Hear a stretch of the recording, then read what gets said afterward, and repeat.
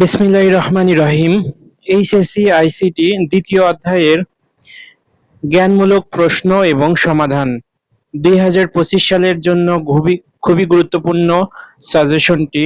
আশা করব সকল শিক্ষার্থীদের অনেক উপকার আসবে। ডেটা ট্রান্সমিশন মোড কি? 1 নম্বর প্রশ্ন। উত্তর, দুই ডিভাইসের মধ্যে তথ্য বা ডেটা প্রবাহের দিক নির্দেশকে ডেটা কমিউনিকেশন মোড বলে। অর্থাৎ ডেটা ট্রান্সমিশন মোড বলা হয় কাকে? দুই ডিভাইসের মধ্যে তথ্য বা ডেটা প্রবাহের দিক নির্দেশকে ডেটা কমিউনিকেশন বা ডেটা ট্রান্সমিশন মোড বলে। পেয়ার টু পেয়ার নেটওয়ার্ক কি? পৃথক সার্ভার কম্পিউটার ব্যতীত দুই বা ততোধিক কম্পিউটারের মধ্যে শেয়ার করার জন্য যে নেটওয়ার্ক গঠন করা হয় তাই পেয়ার টু পেয়ার নেটওয়ার্ক। 3 নম্বর প্রশ্ন। কম্পিউটার নেটওয়ার্ক কি?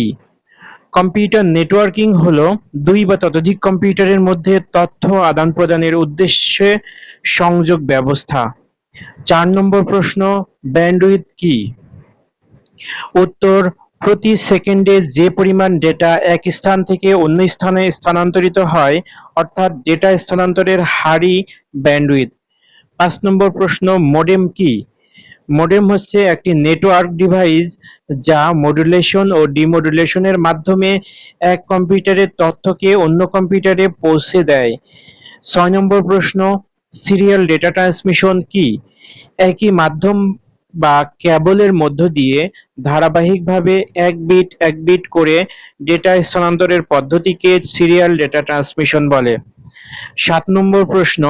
মাল্টিকাস্ট ট্রান্সমিশন কি?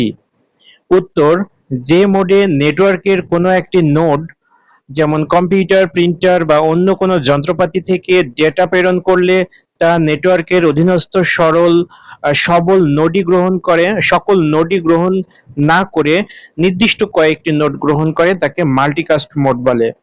8 নম্বর প্রশ্ন। ডিজিটাল সংকেতকে অ্যানালগ সংকেতে রূপান্তর করার পদ্ধতি হলো মডুলেশন। মডুলেশন কি? ডিজিটাল সংকেতকে অ্যানালগ সংকেতে রূপান্তর করার পদ্ধতিকেই মডুলেশন বলা হয়। 9 নম্বর প্রশ্ন। সিঙ্ক্রোনাস ট্রান্সমিশন কি?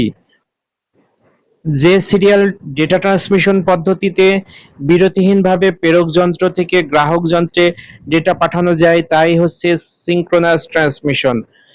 ডিমডুলেশন কি? 10 নম্বর প্রশ্ন।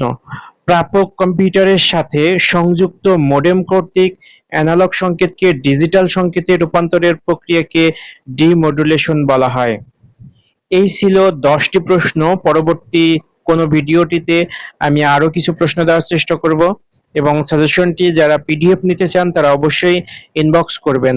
ধন্যবাদ সবাইকে। আসসালামু আলাইকুম।